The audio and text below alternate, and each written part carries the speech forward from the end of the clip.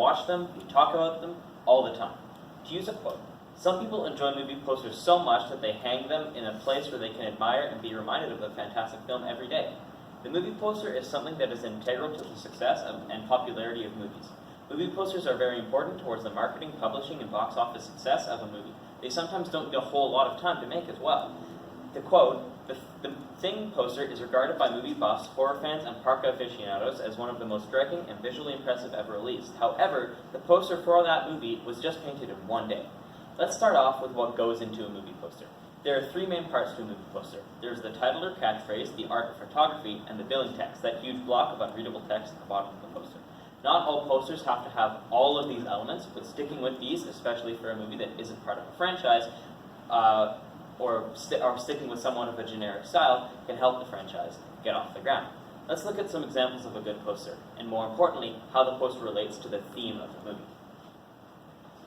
The poster for E.T. is an amazing example of this. The movie is about a boy meeting an alien and discovering how the alien lives and taking care of and looking out for the alien, while the alien looks after and cares for the boy as well. The movie poster symbolizes the connection between the boy and the alien, with a familiar human hand reaching out to touch this long, spindly alien hand. Also, this alien hand we can see is coming down from the sky while the human hand is reaching up. The poster is also set with the background of the moon, relating to the idea that this is coming from space. The most interesting and also most subtle thing about this poster is how the hands resemble the hands in Michelangelo's Creation of Man painting on the ceiling of the Sistine Chapel.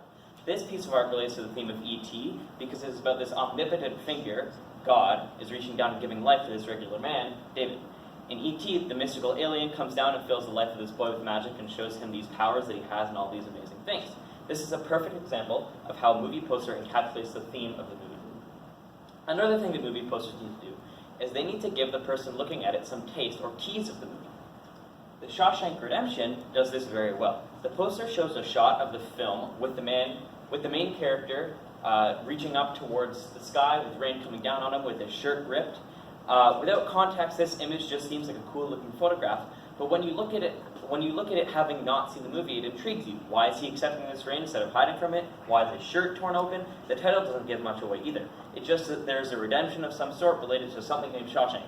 All of these things working together create this sense of intrigue by giving away only a small amount of information, but enough to make someone think, I wonder what happens, and this is where the deal is done. Once that happens, the movie poster has succeeded in making someone go see the movie. Let's talk about a bad poster. X-Men First Class. Now this poster is very different from the ones we've talked about before. For one thing, the movie is a lot newer than the previous ones. This doesn't mean much, however. But one important thing is that this movie is part of a franchise. This movie is the fifth one in the series, meaning that the characters and themes should be similar. What went wrong is that this movie was a prequel, and there were different actors playing the characters that were known.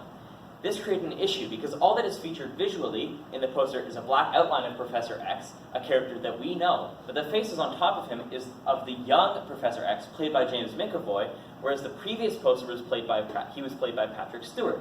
This creates a dilemma as they want to show a new character, but it confuses people because it says that it is an X-Men movie, but there's no familiar face to reinforce that. In conclusion, movie posters are a vital part of the marketing and success of a movie and a movie franchise. I hope that this has been informative to you.